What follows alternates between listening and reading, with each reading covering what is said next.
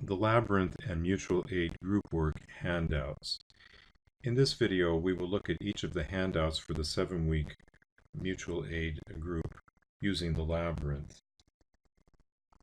First, we'll start with week 1 and the first of the handouts, titled Somewhere Along the Road. I've developed this worksheet some years back in the very early 1990s and had a prior version before that back into the 80s. However, having redone it over time, many of my students have used this form in various groups with adolescents, with drug treatment programs, and a range of other groups. But basically, this sheet in the 7-week group is to help locate the person in the current period of their lives. Basically, members reflect on key areas of their lives. As you see going through the road here, we have the rock, what blocks their path, what refreshes them, what's unclear to them at this point in their life, construed as the metaphor of the dust storm, and where do they get energy? This is kind of the idea of the filling station, which also happens to have maps that can be of benefit. Then what are the meadow flowers? What are the positive things going on currently in their lives?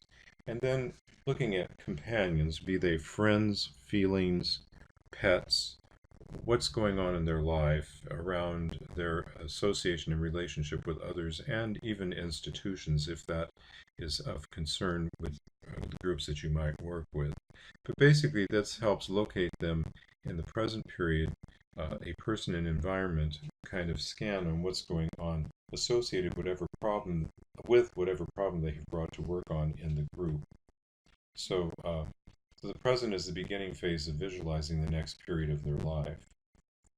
During week 1, at the end of the week, members will be asked to list their personal strengths on a personal strengths or my strengths worksheet here, where always have the member put their name on their paper and or whatever they're doing, and sometimes adding the date is also helpful, but in this case, members want to list what they understand to be their strengths, focused on mainly areas in their life where they've solved other challenges. What strengths do they have to get them through that? And list the coping strategies that help them resolve issues or problems. So whatever the strategy was is a strength. And as they do this, they will explore in a bit what strengths they need now to get to solving this problem. They can build on their previous strengths, but if they don't have one that they actually need, then they'll be able to role play that in the next week or so in group work. Then in week 4, where you actually do the finger labyrinth walk, there's a link here on the website where you can go and select which labyrinth image you prefer.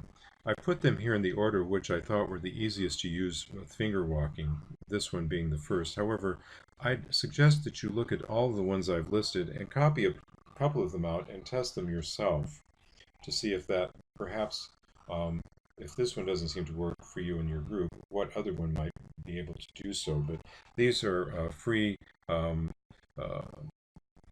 that you can use from online to copy for your group. I suggest when you do these labyrinth images for each member of the group, use a 67-pound cardstock paper. I use kind of a buff color, but it's a little thicker so that they can have them on their lap if you're not using tables and be able to work with them comfortably. Next is the Labyrinth Walk notes that go with the finger Labyrinth Walk. Basically, here you would have in the clarification stage, which is on the facing left side, you want them to describe the problem with which they are working. So for the last 3 weeks, they've been working with the problem, they've received mutual aid support, and now they've got they want to do a crisp, kind of brief statement of the problem that they're going to be taking with them into the middle of the labyrinth to work on, which is the next stage. So as they walk into the labyrinth, they'll be thinking about this particular problem based on how they framed it. When they get to the center of the labyrinth here, a lot of work is going to go on when they get to this point. It's what we call the synthesis, solution, anchor part of the journey.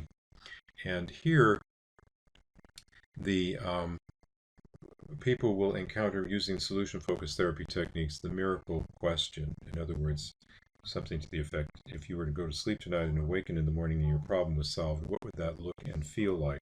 This is a key puzzle in which they try to very vividly visualize the miracle vision, which is what I call it, which would be the solution to the issue they're dealing with.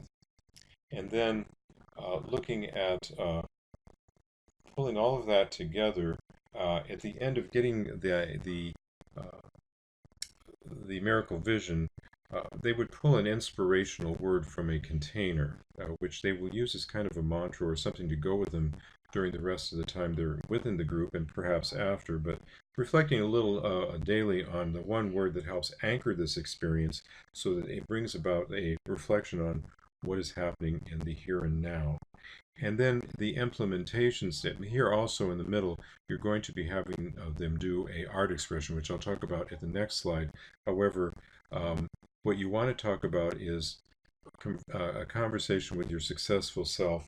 What key points do you want to take in that conversation, which will come at the end of the time in the middle of the labyrinth in this betwixt and between space. So basically, what kind of key points do you want to explore with your successful self? Because at the end of this, you're going to be looking at your successful self in the miracle vision, and the successful self is going to suggest perhaps what steps would need to be taken to get through this period to resolution.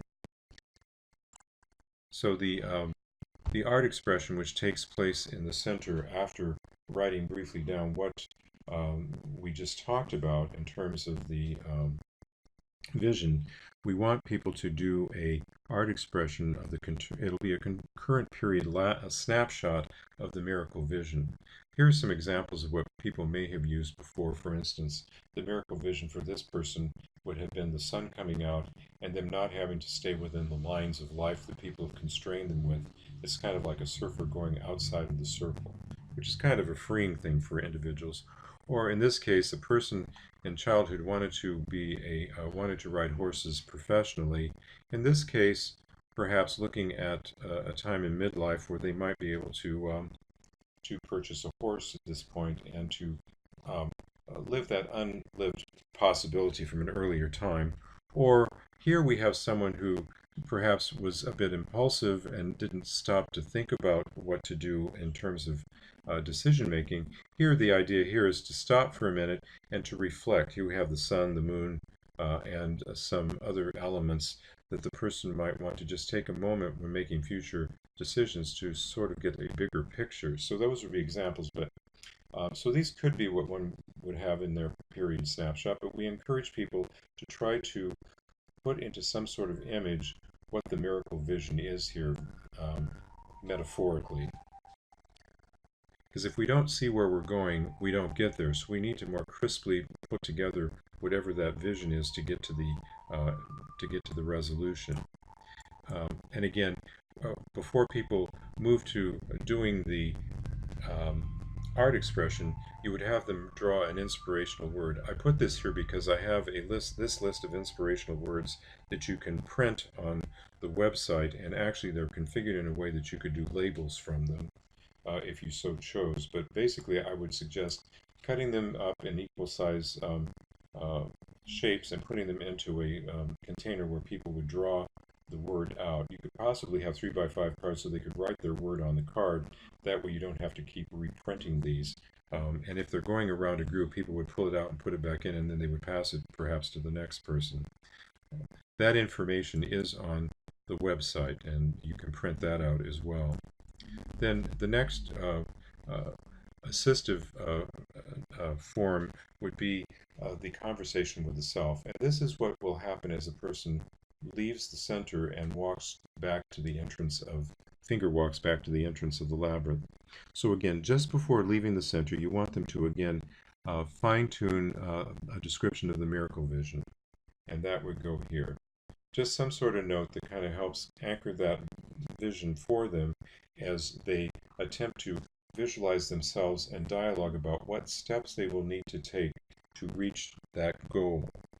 And so as they walk out of the labyrinth, they could stop from time to time as they're walking with their finger when things come to them, or several things, to just jot down what they had gotten in terms of input from their higher self, which in turn would be their miracle self. And then then at the end, when they come out, you'd want them to briefly write what they discovered in this conversation they had with the miracle self, the miracle vision, and then to write an answer to the question, trying to read here. How confident are you that you will reach your desired vision goal? And so they would mark between 1 and 100, 1 being that they won't get there at all, and 100 meaning attaining it. They would mark that there as kind of another thing in time that they can go back to later and review. And then the last session, which is the closure session of the group, they will revisit this My Strengths exercise. They'll be reminded the week before to bring the My Strengths sheet that they had completed the first week of the group, and they will then receive, and again I suggest printing this stuff on 67-pound paper, which is cardstock, because it's going to be easier as people each take their individual's form. Again, you want each person to put their name at the top, and members will take them and write their strengths as they see them in the circle, the stronger strengths in the middle and going outward from there. But basically, the members will share what they've observed over the 7-week period of the strengths that have been demonstrated by each member. And then when the group has gone around, each person that they stop at, they will get this, and then the person will look at their strengths that they've written on the first week and the group's observations, and talk a little bit about what they discovered between the two. And so the groups will again provide a bit of mutual support, then move on to the next person so that everybody gets the opportunity to experience the same process. Those are pretty much the forms for the 7-week group. And again, I point to these references. One is the Relax for Life site, which has Labyrinth products. The website, again, that you would be using to access all of this information, and the mutual aid group resources. And then, the Worldwide Labyrinth Locator I'll offer again. Thank you, and I wish you every success in working with these documents. Thank you.